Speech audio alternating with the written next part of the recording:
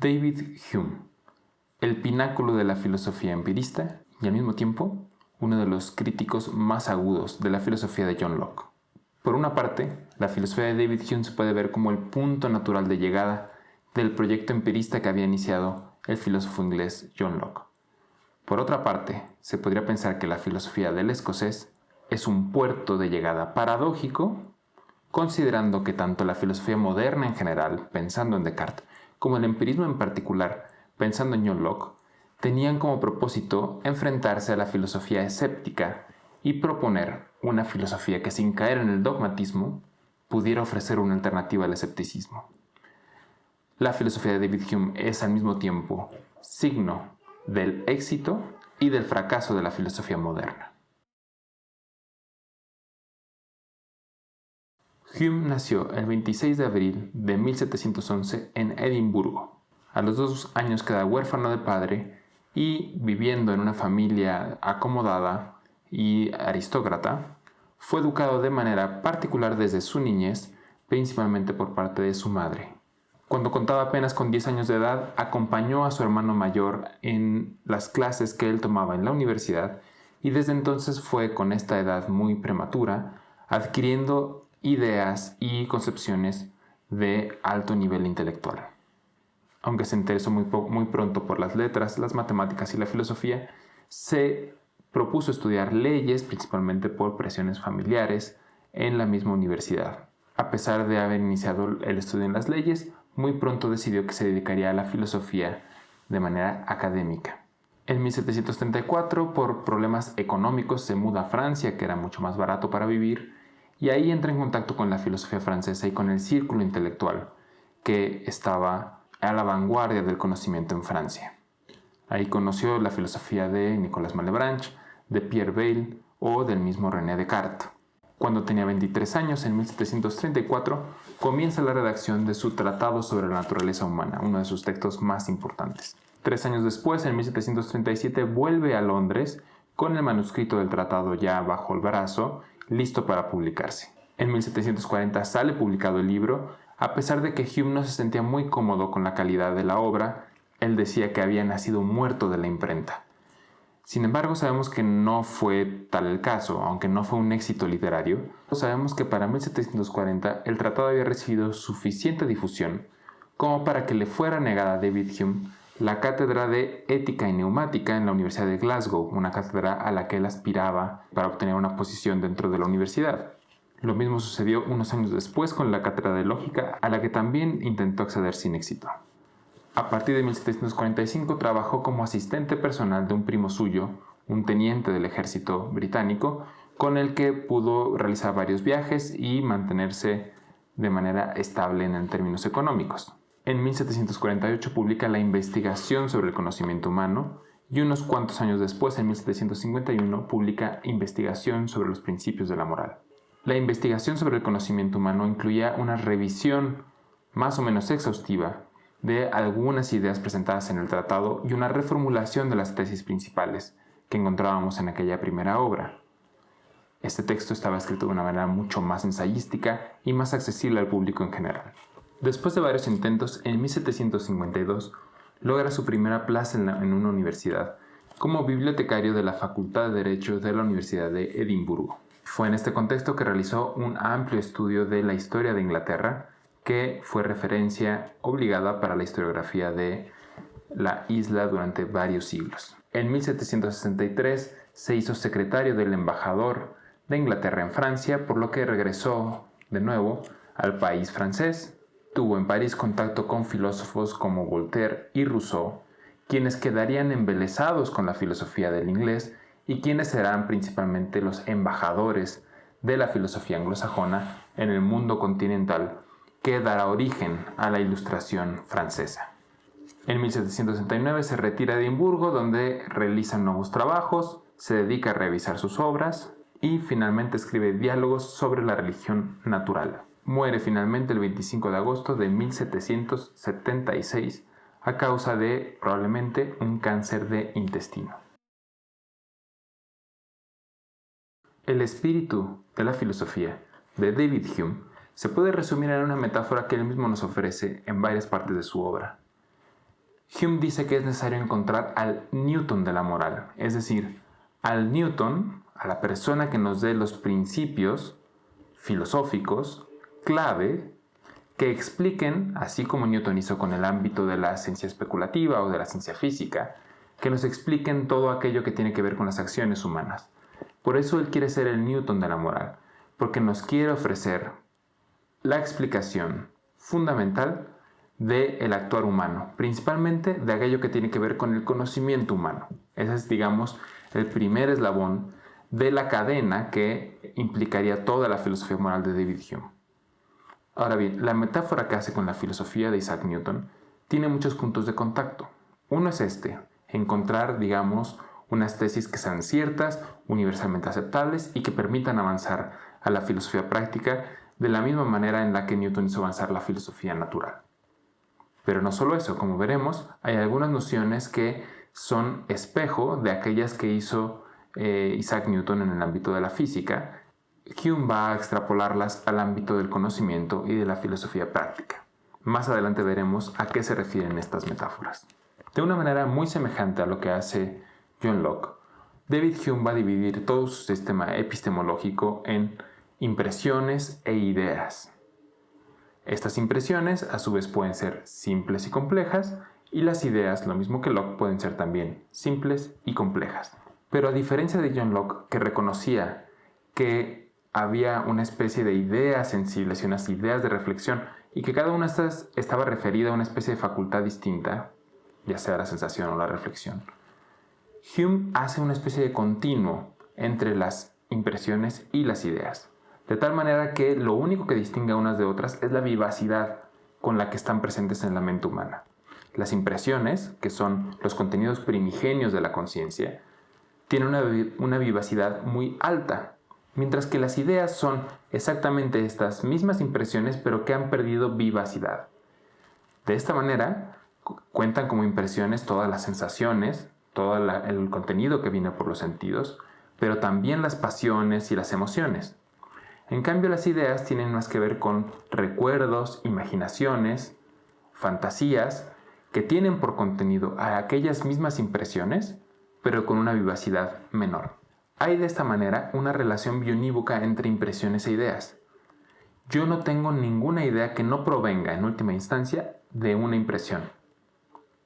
Las ideas simples tienen impresiones simples como correlatos. De esta manera es imposible que cometamos un error en el ámbito de las impresiones o en el ámbito de las ideas simples. El error proviene más bien en el ámbito de las ideas complejas. Ahí donde nosotros somos capaces de reunir ideas a la manera en la que lo decía Locke, mediante composición o mediante relación, que probablemente en el ámbito de las impresiones no estaban unidas o no estaban relacionadas de la misma manera. Ahí es donde puede aparecer el error. El mismo David Hume reconoce que hay algunas excepciones a esta relación bionívoca que encontramos entre impresiones e ideas. Él mismo pone como ejemplo el caso de una gama de tonalidades de azul. Uno podría imaginar que nadie puede tener una idea de un azul determinado si es que antes no se tuvo una impresión de ese azul. Es decir, nadie puede generar en su cabeza la idea de un color específico si antes no ha visto ese color. Esto es, si antes no ha tenido esa impresión. Pero David Hume se da cuenta que si tuviéramos una gama cromática, pensemos una gama de azules, en donde tenemos un azul muy saturado y luego tonos de azules cada vez menos saturados, pero que dejáramos un espacio vacío en donde no se mostrara, en donde no se generara ninguna impresión de ese azul. David Hume se pregunta si este azul que tendría que estar aquí, en realidad sería imposible de generar una idea de ese azul, a pesar de que nunca se haya tenido esa impresión. Vamos a suponer que nunca se ha visto el tono de azul que correspondería a esta gama que está aquí. Si esto es así, entonces bajo el esquema de Hume tendríamos que pensar que nadie podría deducir cuál es el azul que va ahí. Curiosamente, aunque Hume se pone esta misma objeción y reconoce que efectivamente alguien podría tal vez tener la idea de este azul sin haberlo visto antes, simplemente deja pasar de largo la objeción, la admite y sigue con su discurso. O sea, no se entretiene en tratar de refutarlo o en explicar exactamente cómo funcionaría esto en su sistema. Esta distinción entre impresiones e ideas va a abrir la puerta a Hume para que pueda establecer un sistema complejo de redes distintas de contenidos mentales, donde están ideas e impresiones, que están altamente imbricadas. Como dice en el Tratado sobre la Naturaleza Humana, el primer género surge en el alma, originariamente por causas desconocidas. El segundo se deriva en gran medida de nuestras ideas y en el siguiente orden. Una impresión se excita a través de los sentidos y nos hace percibir calor o frío, sed o hambre, placer o dolor de uno u otro género. De esta impresión existe una copia tomada por el espíritu y que permanece después que la impresión cesa, y a esto llamamos una idea. La idea de placer o dolor produce, cuando vuelve a presentarse en el alma, las nuevas impresiones de deseo y aversión, esperanza y temor, que pueden ser llamadas propiamente impresiones de reflexión porque derivan de ella. Estas son a su vez copiadas por la memoria e imaginación y se convierten en ideas que quizá a su vez dan lugar a otras impresiones e ideas. Es entonces una red compleja de impresiones e ideas que constantemente están compareciendo en nuestra mente. Las impresiones, dice Hume, tienen una causa ajena e inexplicable, simplemente tenemos una impresión. Adelantamos aquí que no se quiere meter en el tema del representacionismo, o más bien lo da por sentado. Lo que existen son impresiones.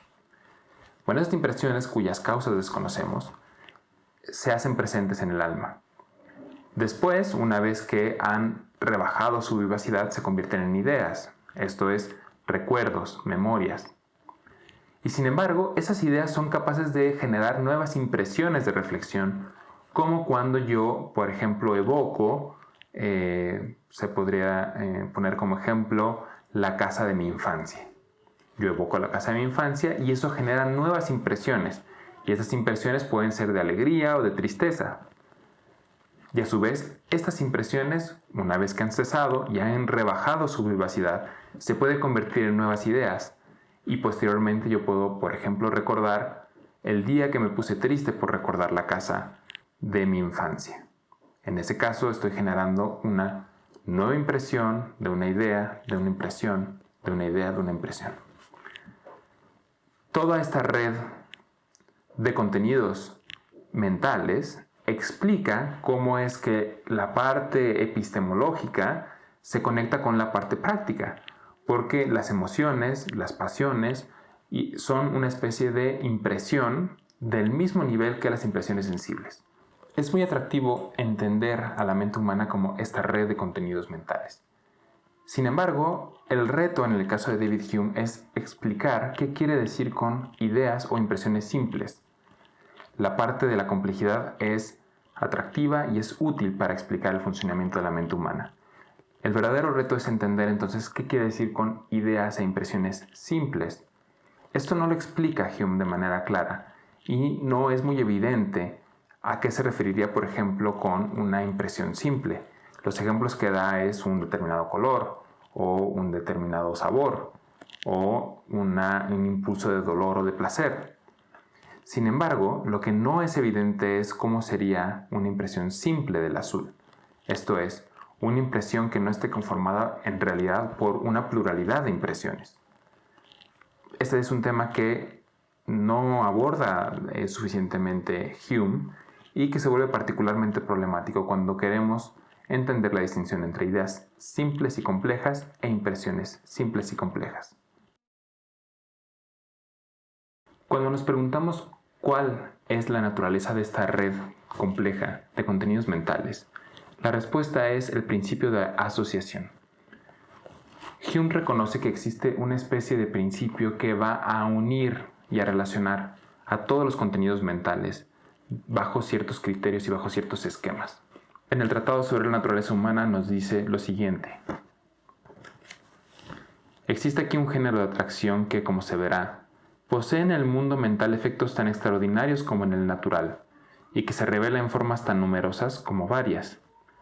Sus efectos son en todas partes notables, pero en cuanto a sus causas, son las más de las veces desconocidas y deben reducirse a las cualidades originales de la naturaleza humana que yo no pretendo explicar.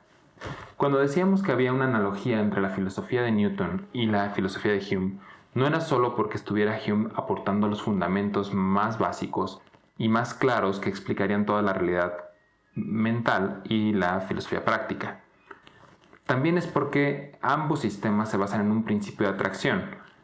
Hume está pensando desde luego en la noción de gravedad de Isaac Newton, que sería un espejo, o que sería espejeada más bien, por el concepto de atracción en el ámbito de la filosofía práctica. Hume pretende establecer un punto, un criterio bajo el cual todas las ideas se unen, así como existe esta fuerza universal por la cual los cuerpos se unen también, se atraen entre sí. La metáfora va todavía más allá, porque así como Newton reconoce que es incapaz de establecer la esencia de ese principio, la esencia de la gravedad, Hume va a reconocer que, aunque él es incapaz de explicar la esencia del principio de atracción por el que funciona la mente humana, el conocimiento humano, va a decir que es capaz de ofrecernos las leyes, así como Newton nos ofreció las leyes de la gravedad, sin explicarnos necesariamente su esencia. En ambos casos estamos en explicaciones minimalistas que nos ofrecen las propiedades y las leyes de un fenómeno, pero no la esencia del fenómeno mismo. Hume está tratando de seguir al pie de la letra el proyecto newtoniano, ahora en sede práctica y moral. Lo mismo que Locke, Hume va a ofrecer una explicación de las ideas con base en la distinción entre relaciones, sustancias y modos. La relación en el tratado se entiende de dos maneras. Por un lado es el principio por el cual dos ideas se mantienen unidas, es decir, el principio de atracción del que ya habíamos hablado, o en segundo lugar, la unión arbitraria entre dos ideas. Esta unión arbitraria en realidad responde a ciertos criterios o a cierta jerarquización que ofrece el mismo Hume en el tratado. Estas relaciones pueden ser de semejanza, de identidad, relaciones espaciotemporales, relaciones de número, de grado, de contrariedad y de causalidad. Respecto a la noción de sustancia y la noción de modo, encontramos un tratamiento muy semejante al de John Locke. La sustancia, dado que no tenemos una impresión de la sustancia, solamente está remitida al ámbito de las ideas complejas, y se trata simplemente de una conjunción de ideas que está vinculada por la imaginación, dada la persistencia de estas ideas yuxtapuestas de alguna manera. Es decir, que dado que bajo un cierto principio de asociación estas ideas están siempre juntas, la imaginación las recolecta en una idea compleja que es la idea de sustancia. Sobre los modos, el tema es un poco más complicado. Hume reconoce dos tipos distintos de modos. El primero es aquellas cualidades que no están unidas ni por continuidad ni por causalidad, sino que están distribuidas de alguna manera en varios elementos. El ejemplo que él da es el de la danza, por ejemplo, en donde no se ve claramente una continuidad entre la idea de danza y ningún otro elemento, sino que es todo el fenómeno general lo que es descrito como una danza. Y en segundo lugar, en aquellas cosas que están unidas bajo un criterio de asociación, de los que ya hemos mencionado antes, pero donde el principio de unión no es el fundamento de una idea compleja. El ejemplo que da Hume es el de la belleza.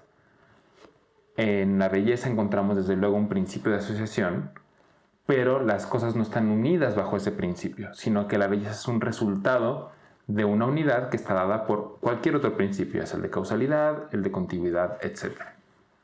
Respecto a las ideas abstractas, David Hume va a reconocer en Berkeley a un maestro, va a decir que ha tenido una de las ideas más brillantes que haya tenido la filosofía inglesa, y va a recolectar completamente la argumentación que hace Berkeley contra las ideas abstractas de Locke y de la tradición en general, y va a negar igualmente la existencia de ideas abstractas, remitiéndose exclusivamente a las ideas generales.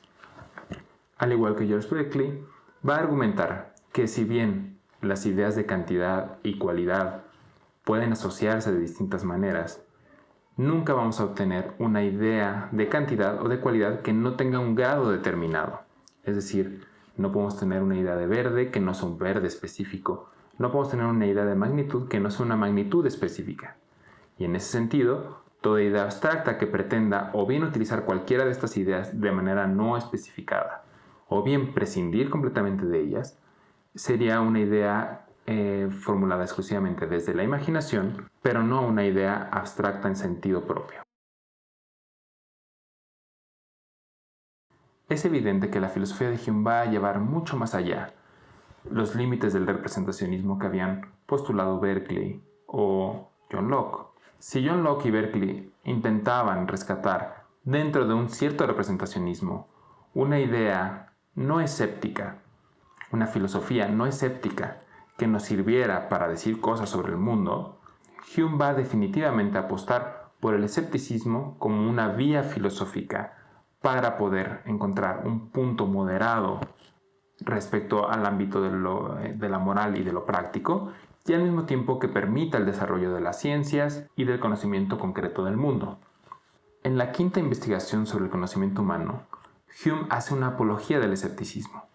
Ahí nos relata cómo el escepticismo goza de plena salud por el hecho de que es una filosofía que carece de esas pasiones exaltadas, de esa ambición, de esa soberbia filosófica que caracterizaba los sistemas de su tiempo y que se trataba más bien de una filosofía llena de humildad que recorría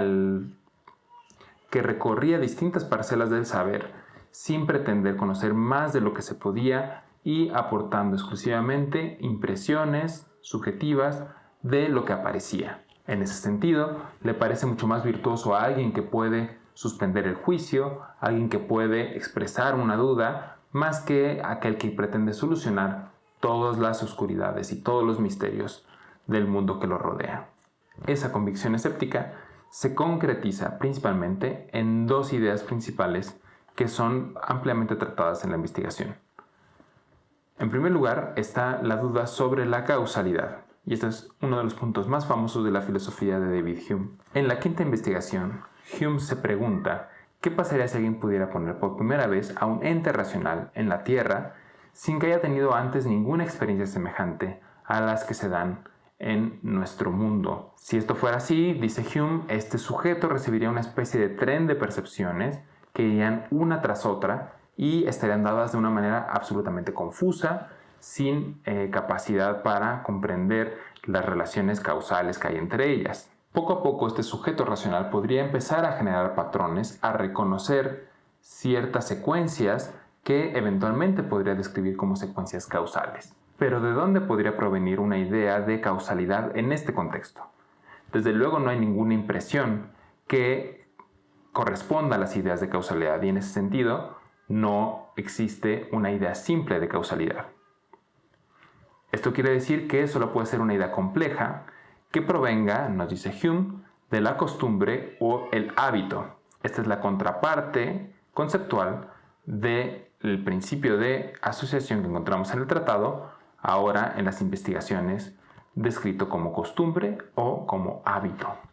Así, toda experiencia que sea descrita en términos de causa y efecto no es sino un principio de asociación que la mente establece entre un fenómeno que antecede y un fenómeno que es subsecuente, y se hace ahí esta conexión que es interpretada por la mente como una relación de causa y efecto.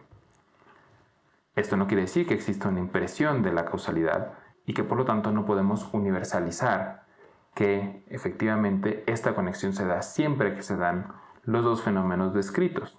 En ese sentido tampoco podemos decir que una conexión causal es necesaria, puesto que a esta idea no acompaña en ningún sentido la noción de necesidad. La necesidad no es sino esta tendencia que tiene la mente de, una vez dada una impresión, asociar a ella una segunda impresión que nosotros entendemos como causalmente vinculada. Por ejemplo, nosotros sabemos que cuando una bola de billar golpea a otra, la segunda se mueve.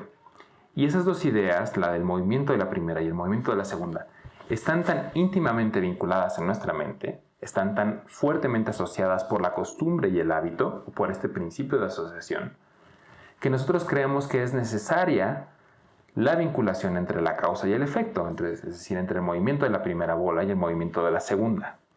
Sin embargo, no hay ningún fundamento in re, no hay manera de descifrar a partir de impresiones simples que esa causalidad existe o que a esa causalidad acompaña una necesidad como la que solemos postular. Lo mismo podemos decir de la convicción de que hay cosas que son reales y cosas que son ficticias. A las cosas reales solamente acompaña una especie de vigor o de fortaleza o vivacidad en la impresión que no acompañan a las ficciones o a las imaginaciones.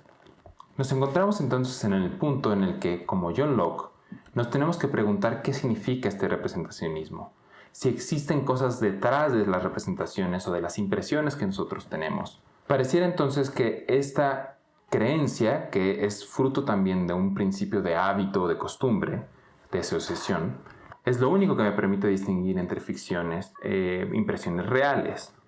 Sin embargo, en algunos textos, Hume recurre a un término que es extraño para su terminología, que es el de la armonía preestablecida. En las investigaciones se lee, por ejemplo, aquí hay, pues, una especie de armonía preestablecida entre el curso de la naturaleza y la sucesión de nuestras ideas. Y aunque los poderes y las fuerzas por las que la primera es gobernada no son totalmente desconocidos, de todas formas, encontramos que nuestros pensamientos y representaciones han seguido en la misma secuencia que las demás obras de la naturaleza. Así como Leibniz había propuesto la noción de armonía preestablecida como la manera en la que se podían vincular las representaciones con el devenir de las sustancias fuera de la mente, de esa misma manera Hume propone una especie de armonía preestablecida que tenemos que interpretar obviamente de manera secular, sin toda la carga de la teodicea que tenía Leibniz, como una especie de relación entre las asociaciones que se dan en nuestra mente y las asociaciones que se dan en el mundo natural. Por eso es que hay quien interpreta a Hume en clave naturalista. De manera natural hay una concordancia entre esas asociaciones y por eso es que nuestra supervivencia en el mundo natural es posible. Hume lo dice en esos términos.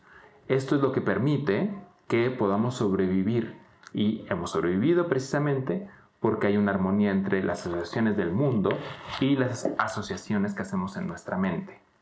Si las asociaciones que hiciéramos en nuestra mente no tuvieran nada que ver con el mundo real, nuestra supervivencia estaría en franco peligro. En ese sentido, aunque haya aquí un reconocimiento de un representacionismo radical, se apela a un orden intrínseco de las representaciones, que es lo que nos explica por qué hay representaciones que funcionan y representaciones que no funcionan. Este orden intrínseco hace referencia a una armonía preestablecida que presuntamente se vincula con un cierto orden de las cosas fuera de nosotros. Pero Hume, como buen escéptico, no quiere decirnos nada sobre eso que está fuera, más que el simple hecho de que nuestras representaciones funcionan y funcionan bien. La segunda idea que va a recibir una fuerte crítica por parte de Hume es la idea del yo. Si era imposible encontrar una impresión a la que estuviera asociada de manera biunívoca la idea de sustancia, lo mismo sucede con la idea del yo. No encontramos una impresión a la que esté asociada de manera biunívoca. Hume trata del tema de manera tangencial en el tratado y nos deja ver que no tenía del todo claro qué pensaba en este ámbito, en el que sin embargo se convirtió en un parteaguas en la historia de la filosofía. El yo o persona no consiste en ninguna impresión aislada, sino en todo aquello a lo que hacen referencia nuestras distintas impresiones e ideas. Si alguna de nuestras impresiones nos da la idea del yo, dicha impresión ha de parecer invariable a través de toda nuestra vida, ya que de esta forma es como se supone que existe el ser propio. Pero no existen impresiones constantes e invariables y en consecuencia no existe tal idea. Todos los contenidos que están en la mente, que están en el yo, son variados, son diversos y son plurales. No existe una impresión que les dé una unidad a todos esos contenidos. De tal manera que cuando yo hago un proceso de reflexión, lo único que me puedo encontrar es una disgregación de representaciones, ideas e impresiones. ¿Cómo podemos entonces explicar el yo? Hume recurre a distintas metáforas en su obra y en todas ellas parece más bien dejar el problema un poco abierto. En concreto, en el tratado, utiliza la metáfora del teatro. El espíritu es una especie de teatro donde aparecen sucesivamente varias percepciones, donde pasan, vuelven a pasar, se deslizan y se mezclan en una infinita variedad de posturas y situaciones. No se da en realidad ninguna simplicidad en un momento dado, ni identidad en otros diferentes, cualquiera que sea nuestra propensión natural a imaginar dicha simplicidad e identidad. El símil del teatro no debe confundirnos. Solo las percepciones sucesivas constituyen el espíritu, y tampoco tenemos una noción clara del lugar donde se representan las escenas o de qué material están compuestas. Cuando Hume habla del yo como un teatro, no se refiere al recinto donde se realiza el teatro, sino al teatro como una bella arte, se refiere a la actividad del teatro, en donde efectivamente van compareciendo escenas distintas, esas son distintas representaciones, o sea, impresiones e ideas, pero que no hay un principio de unidad más que la asociación que internamente esas ideas van teniendo entre sí. Esto es nuestro famoso principio de asociación. En otra parte de su obra, Hume habla del yo como un haz de percepciones, es decir, una especie de racimo de distintas percepciones que están atados bajo un principio de asociación o el principio de la costumbre y el hábito. Es decir, yo estoy acostumbrado a que ciertas percepciones van recorriéndose una tras otra y a esa continuidad le llamo el yo, pero no hay una impresión que esté asociada de manera clara hacia el yo o que explique esa continuidad.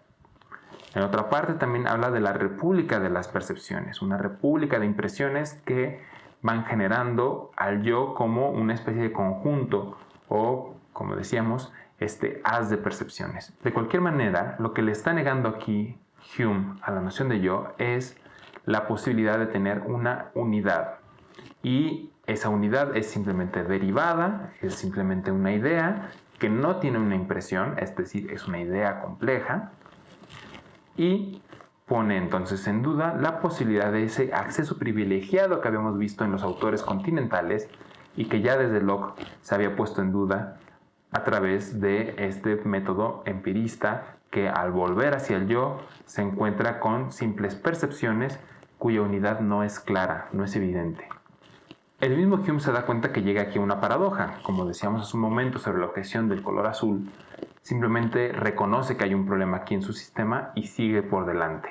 Podemos ver como en el tratado nos dice: hay dos principios a los que por un lado no les puedo dar la debida consistencia, y por el otro, no está en mi mano renunciar a ninguno de ellos, a saber, que todas nuestras percepciones distintas constituyen existencias distintas, y que el espíritu no percibe nunca ninguna conexión real entre las distintas existencias. Por mi parte, he de solicitar que se me permita ser escéptico y confesar que esta dificultad es demasiado para mi entendimiento. Hume considera que está en su derecho simplemente reconocer que no tiene la solución para este problema, pero como un buen escéptico, reconocer los límites de su propio conocimiento y de su propio entendimiento entra perfectamente en su sistema. Sigue de largo y reconoce que en el yo tenemos una idea que no tiene una impresión y que sin embargo sería deseable dar explicación de la continuidad que se reconoce en estas impresiones y en estas ideas. Recordemos que Hume quiere ser el Newton de la moral. Su objetivo es la filosofía práctica, como otros autores que hemos visto. Toda esta estructura epistemológica la ha desarrollado para poder explicarnos cómo funciona el alma humana en última instancia. Recordemos que las emociones y las pasiones son en primer lugar un cierto tipo de impresión. Son impresiones de reflexión. Son impresiones que se generan a partir de ideas. Bien, dentro de la explicación que se da de las emociones y de las pasiones, hay dos pasiones que resultan fundamentales, la del orgullo y la de la humildad. Precisamente porque ambas están vinculadas a este principio de asociación del que hemos estado hablando. La naturaleza del orgullo, por ejemplo, es precisamente vincular ciertas cosas, es decir, vincular ciertas impresiones que están a mi alrededor con el yo. Es precisamente sentirte bien por otras impresiones que resultan positivas. La humildad, por el contrario, es desvincularnos, desasociarnos de algunas cosas que están fuera de nosotros.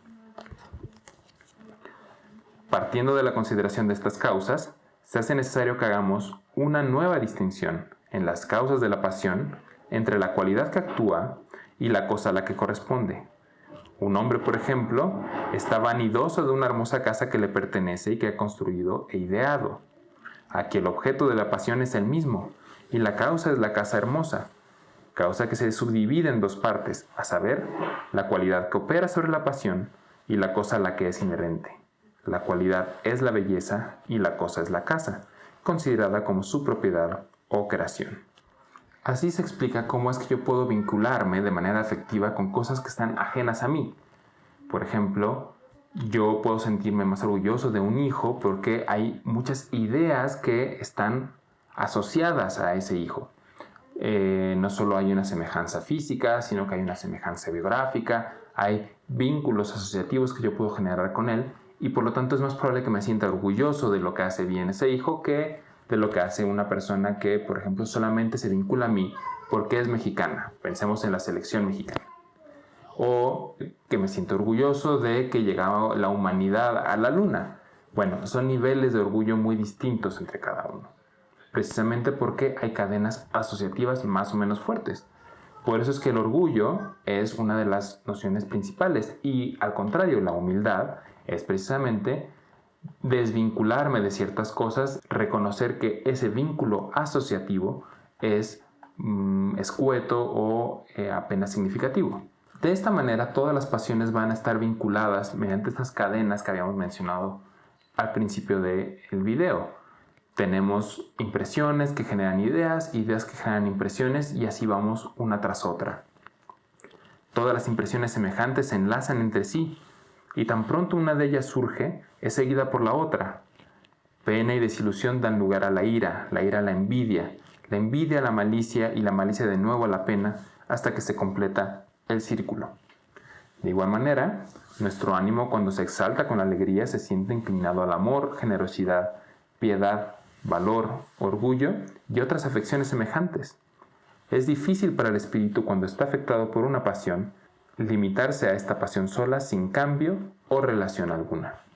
En todo este juego de impresiones e ideas, tiene un papel fundamental la noción de simpatía, porque es precisamente la que va a permitir que estas cadenas de representaciones, impresiones, ideas, pasiones, emociones, toquen a otras personas. Cuando yo reconozco impresiones que provienen de otras personas y logro asociarlas con ideas e impresiones que están en mí, yo puedo sentir simpatía por otra persona. La naturaleza ha asegurado una gran similitud entre todas las criaturas humanas y que nunca podremos descubrir una pasión o principios en los demás que en cierta medida no le podamos encontrar paralelo en nosotros mismos. De alguna manera yo soy capaz de vincularme con el otro porque reconozco a través del principio de asociación impresiones e ideas que están de por sí en mí. Eso es muy interesante porque efectivamente yo no tengo manera de acceder a los estados anímicos ajenos, sino que necesito de un principio de asociación que pasa, por ejemplo, por observar el rostro, observar las circunstancias de otra persona y asociarlas y vincularlas con recuerdos y memorias de mis propias experiencias. Hay que poner atención que nuevamente encontramos aquí una referencia a la naturaleza como aquello que garantiza que efectivamente aquellas cosas que yo sea capaz de interpretar bajo una cierta clave tengan vinculación con lo que otra persona sea capaz de sentir. Hay una especie de naturalismo detrás de toda esta articulación de emociones que garantiza que podamos asociarnos entre nosotros. ¿Qué podemos decir entonces sobre cómo se vinculan todas estas pasiones con la noción de razón? En efecto, si buscamos una filosofía moral, tenemos que no solo poder describir las pasiones, sino entender cómo es que se manejan estas pasiones. Tradicionalmente, en la filosofía clásica, la oposición central en el ámbito de la filosofía práctica era entre las razones y las pasiones. Sin embargo, Hume va a ser muy claro en que esta oposición tiene que ser reformulada o, si no es que completamente desmantelada. Una de las ideas más famosas del Tratado sobre la Naturaleza Humana es la siguiente. Así, resulta que el principio que se opone a nuestra pasión no puede ser la razón, y se le llama así tan solo impropiamente. No hablamos de un modo estricto y filosófico cuando exponemos el combate de la razón y la pasión. La razón es y solo puede ser la esclava de las pasiones, y no puede pretender otro oficio más que servirlas y obedecerlas. Como esta opinión puede parecer extraordinaria, no será inadecuado el confirmarla por algunas otras consideraciones. Puede parecer contraintuitivo la idea de que la razón es una esclava de las pasiones, cuando tenemos la experiencia de, en algunas ocasiones, poder dominar nuestras pasiones. Pero el argumento de Hume es muy poderoso en la medida en la que nos explica que la razón y las pasiones se encuentran en niveles muy distintos. Las pasiones están en el ámbito de las impresiones, mientras que la razón solamente puede jugar con ideas. Más aún, son las pasiones las que llevan a la acción, mientras que la razón solamente es capaz de hacer cálculos y valoraciones de ciertas cosas, pero no nos puede llevar a la acción. Si nosotros buscamos un principio de acción que se oponga a una pasión, no lo podremos encontrar sino en otra pasión. No nos está diciendo Hume que, porque la razón sea esclava de las pasiones, nosotros tengamos que ser esclavos de las pasiones. Lo que nos está diciendo es que si queremos oponernos a una pasión, lo que necesitamos es otra pasión más alta, más digna, más adecuada o más productiva. Resulta particularmente interesante entonces cómo es que se educan las pasiones para Hume. Las pasiones precisamente se educan generando redes de asociación en torno a las cosas que nosotros consideramos como positivas, para que a esas cosas positivas, pensemos por ejemplo el esfuerzo arduo, si nosotros educamos a alguien conectándole ideas positivas a la idea de esfuerzo arduo, muchas impresiones e ideas positivas, entonces en el momento en el que alguien tenga que esforzarse de manera ardua, todas esas impresiones e ideas vendrán como un maremoto y lo impulsarán a hacer algo que requiere esfuerzo. Si a la noción de esfuerzo arduo conectamos ideas negativas, malas experiencias, terribles recuerdos, es difícil pedirle a alguien que entonces, una vez que aparece esta idea, sea motivado hacia una acción positiva. Pero la razón no juega en nada aquí. Son pasiones que se oponen de manera directa, algunas son positivas y otras son negativas.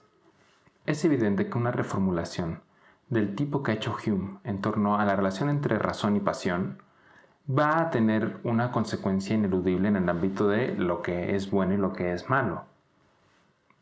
La razón tiene poco que decir sobre las cosas que son buenas o son malas, o al menos tiene poco que ofrecer al espíritu para motivarlo hacia lo bueno y hacia lo malo.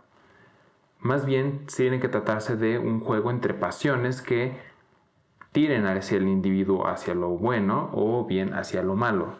Aparece así una noción muy famosa en la filosofía de Hume, que es el del sentimiento moral. En efecto, si no puede haber una razón práctica, una razón moral, tiene que haber un sentimiento moral.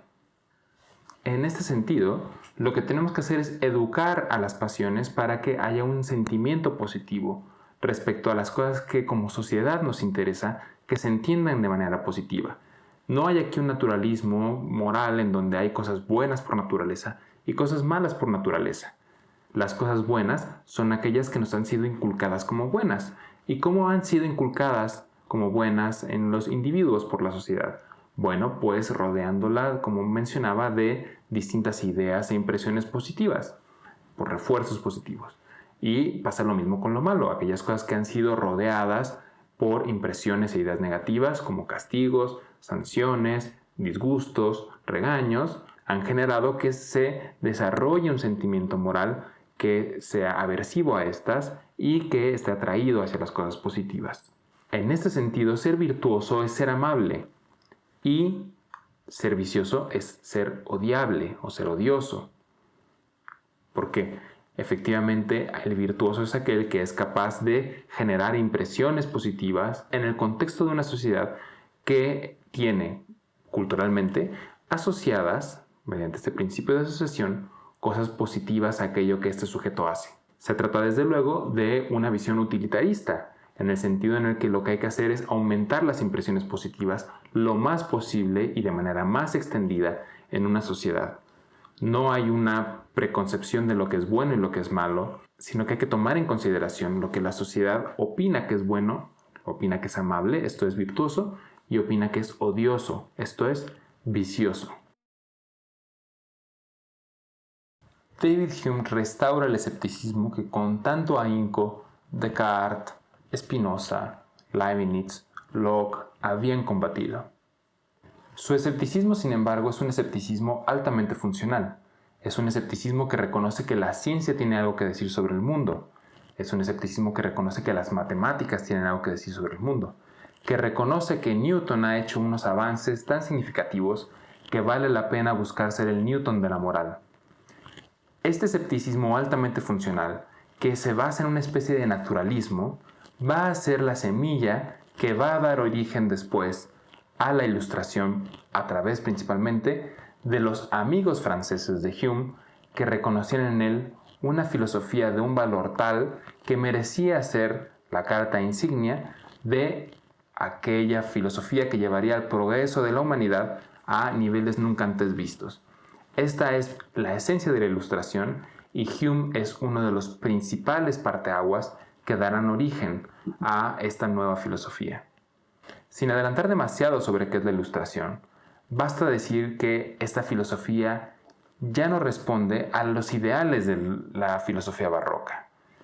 La noción de expresión ha sido completamente dejada de lado y solamente nos queda un resabio ahí en la armonía preestablecida que se reduce exclusivamente a un naturalismo, ya no es fruto de la expresión de aquello que sintetiza lo divino con lo material, lo suprasensible con lo sensible, lo infinito con lo finito.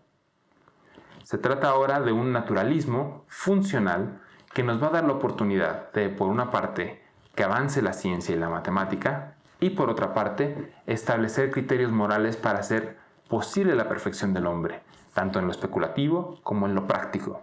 El ideal barroco de la democratización del saber queda inerme.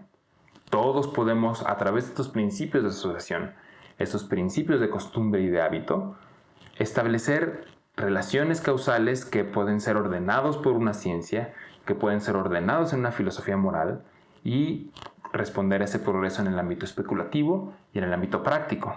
Ese ideal del barroco se mantiene, como decía, incólume. No así la noción de expresión barroca.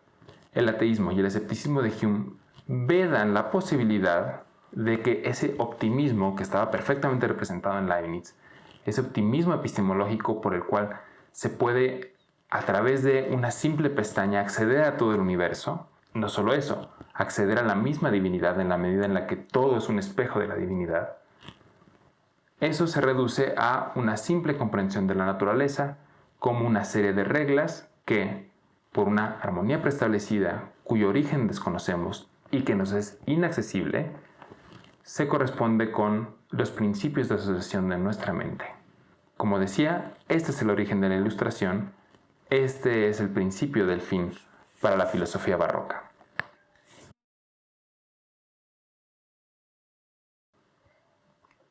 Muy bien, pues esto ha sido todo sobre David Hume. Como habrán podido constatar ya en la lectura, David Hume tiene una prosa apasionante, una prosa que te envuelve y que te lleva de la mano hacia un escepticismo radical y, por otra parte, altamente funcional y altamente atractivo en consecuencia. No es un escepticismo como el que combatía Aristóteles, al que se le puede comparar con una planta. Es un escepticismo que rinde frutos y que reconoce a la ciencia y a la filosofía práctica como elementos fundamentales del progreso humano. Yo los invito a que lean con mucha calma a David Hume, con mucho detalle, y sobre todo que vayan comparando el nuevo proyecto que está naciendo en esta filosofía humeana y que va a encontrar en los filósofos franceses de la Ilustración su próxima cúspide en el siglo XVIII. Los invito a que revisen con mucho cuidado la obra del filósofo escocés y yo los veo en la siguiente clase.